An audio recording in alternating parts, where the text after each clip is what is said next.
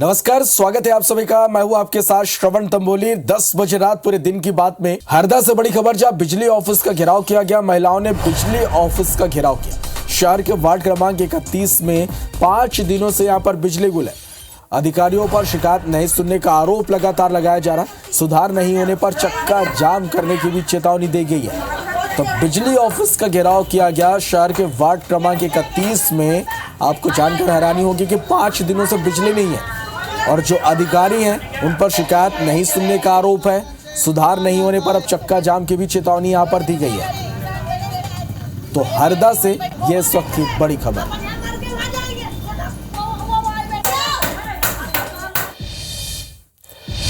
छत्तीसगढ़ विधानसभा चुनाव के लिए एआईसीसी ने चुनाव समिति की घोषणा कर दी है। कांग्रेस प्रदेश अध्यक्ष दीपक बैज को समिति का चेयरमैन बनाया गया है।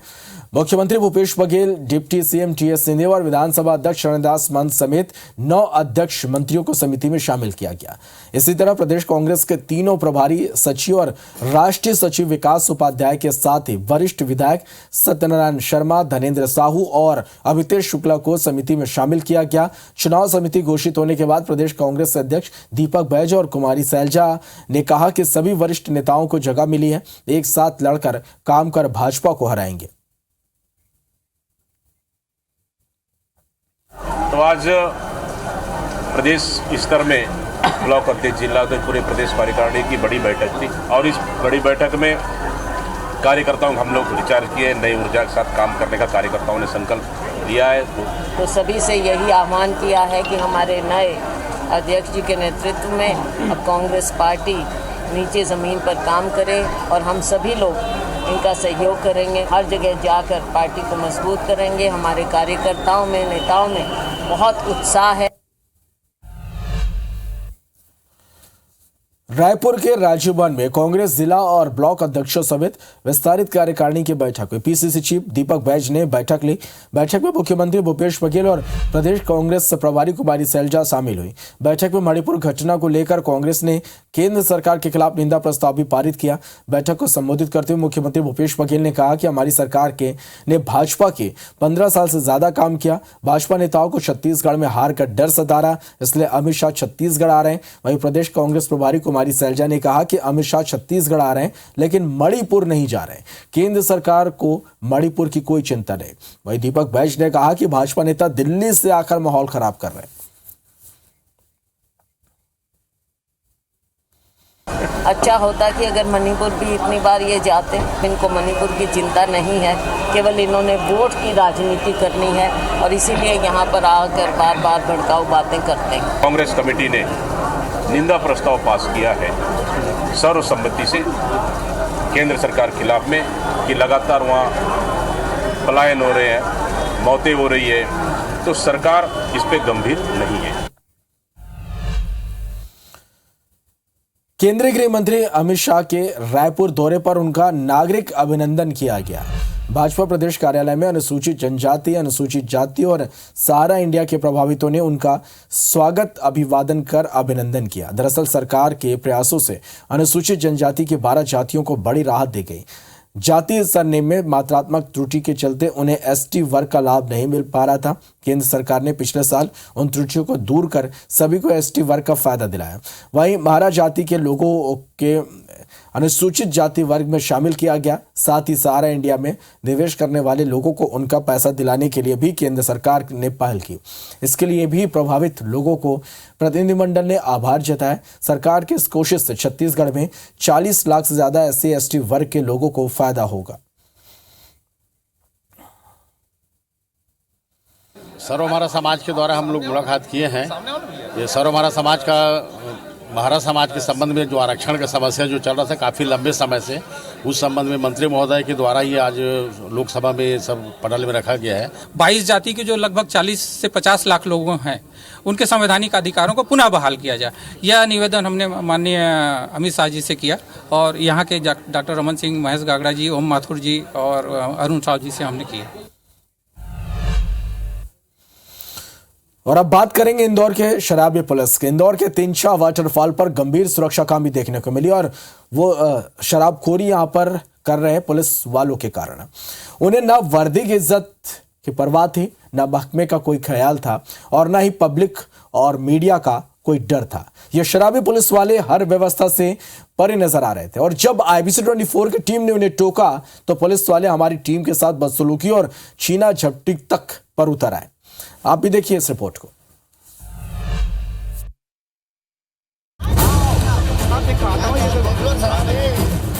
शराब के शौकीन पुलिस वाले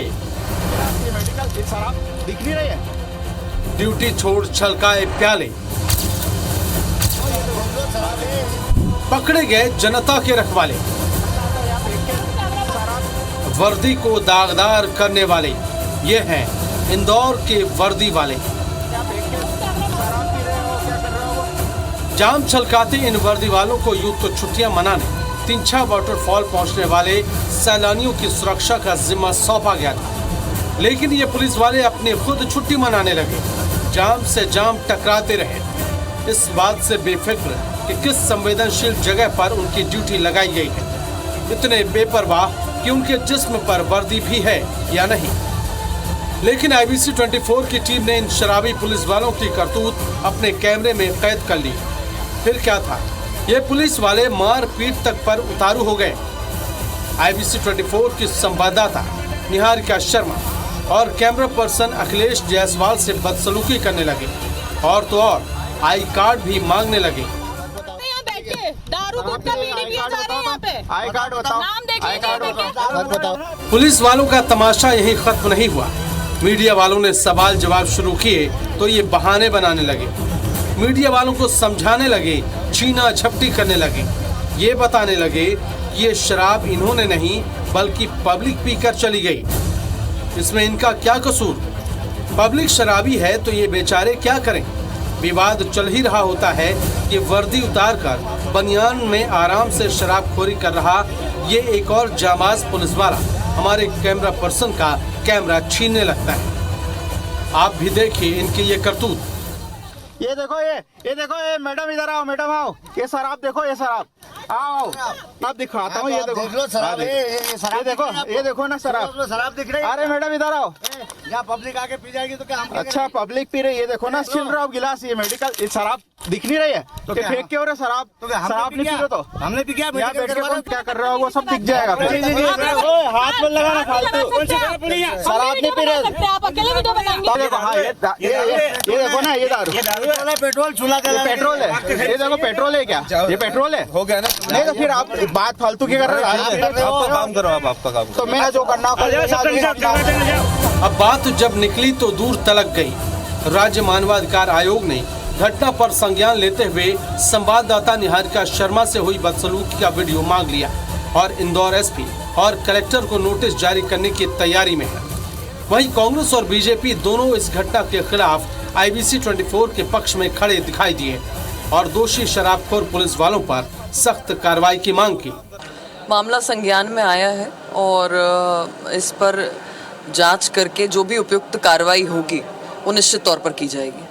पुलिस वाले ड्यूटी पर शराबखोरी कर रहे थे तो ये तो निसंदेह गलत है। अगर किसी पत्रकार के साथ बदसलूकी हुई है तो मैं उसका विरोध करता हूँ और निसंदेह दोषियों पर कार्रवाई होनी चाहिए। कोई भी नागरिक हो अगर उसके साथ बदतमीजी होती है और पुलिस कर्मियों के माध्यम से होती है और उनकी उपस्थिति में होती है तो गलत है, सख्त कार्रवाई की मांग करेंगे, निसंदेह करेंगे। तिंजा फॉल में महिला पत्रकार पर जो हमला हुआ उसकी मैं निंदा करता हूँ। रिपोर्टर वहाँ जाती है और वहाँ जाकर पुलिस से सवाल करती है तो किस तरीके से टीवी रिपोर्टर के साथ अभद्रता की जाती है, इससे ज्यादा शर्मनाक और क्या हो सकता है।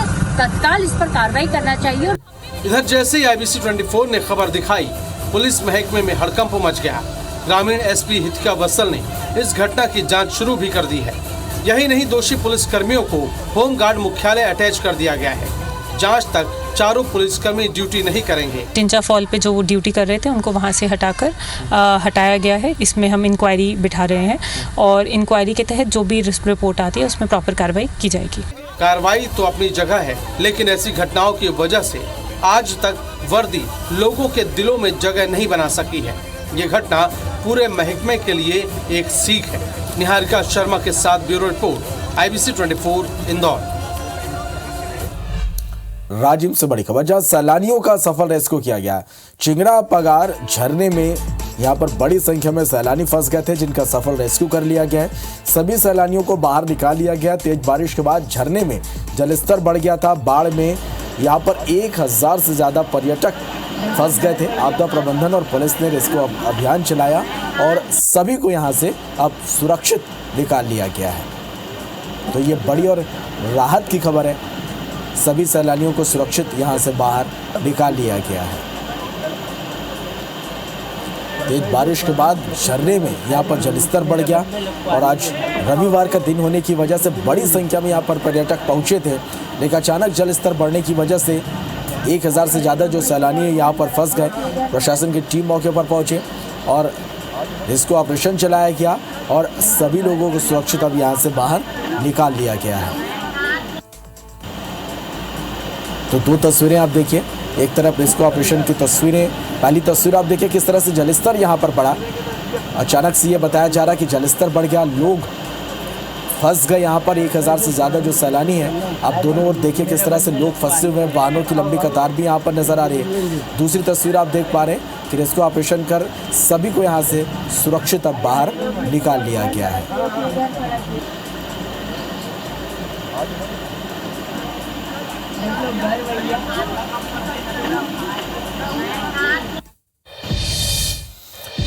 शिवपुरी में एक महिला के अरमानों पर उसी के पति ने पानी फेर दिया।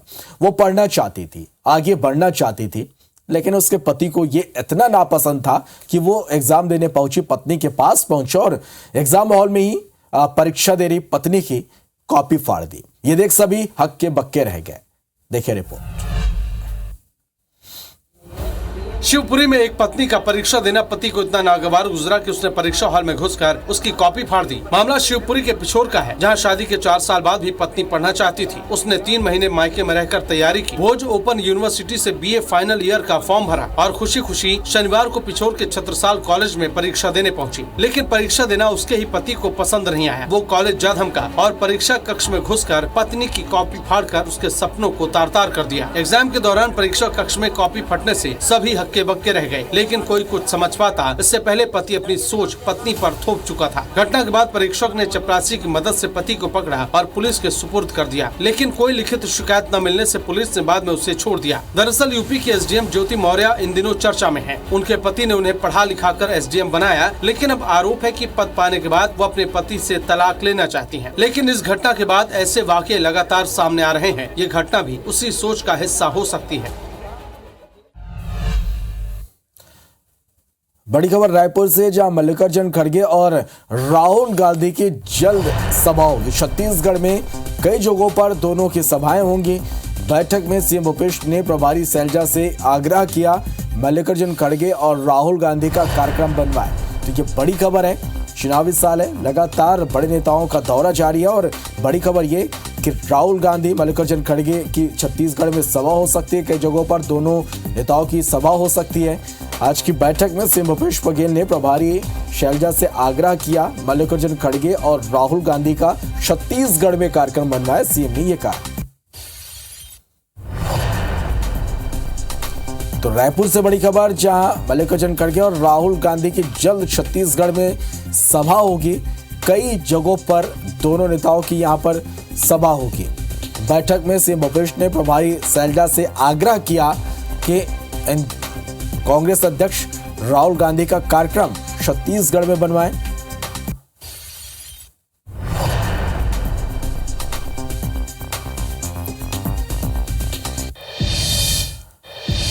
ज्योतिष पीठ के शंकराचार्य स्वामी अविमुक्तेश्वरानंद ने पाकिस्तान से आई सीमा हैदर को लेकर कहा कि उसका ज्यादा दिन यहां रहना देश हित में नहीं है। सरकार को उसे जल्द से जल्द पाकिस्तान भेज देना चाहिए। वहीं मणिपुर हिंसा को लेकर उन्होंने सरकार को आड़े हाथ लिया।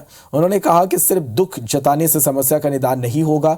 शंकराचार्य ने बताया कि उन्होंने भी अपना प्रतिनिधिमंडल मणिपुर भेजा है। हालात को संभालने के लिए जो भी संभव होगा किया जाएगा। वहीं ज्ञानवापी मुद्दे को लेकर अविमुक्तेश्वरानंद ने कहा कि हम देश के हर गांव से एक एक शिवलिंग काशी भेजने वाले हैं और 11 लाख शिवलिंग की तब तक प्रतीकात्मक पूजा की जाएगी जब तक हमें मूल स्वरूप की पूजा करने का अधिकार नहीं मिल जाता।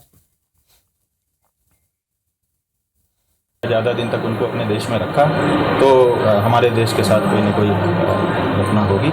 इसलिए हमारा ये कहना है कि उनको तत्काल उनके देश में भेज देना चाहिए। क्या हमारे पास ऐसी सामर्थ्य नहीं है, शक्ति नहीं है कि हम आगे बढ़ करके परिस्थितियों को अपने अनुरूप बना लें? 2 व्यक्ति अपने वहाँ भेजे हैं कि जा करके सब पता करो, पता करके लौट करके आओ, हमको पूरी परिस्थिति बताओ ताकि हम भी उस बारे में जो अपने स्तर पर कर सकते हो।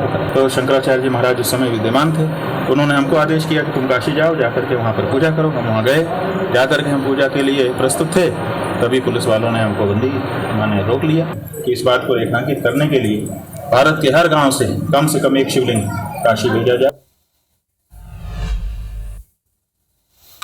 तो इसी के साथ फिलहाल इस बुलेटिन में इतना ही। नमस्कार।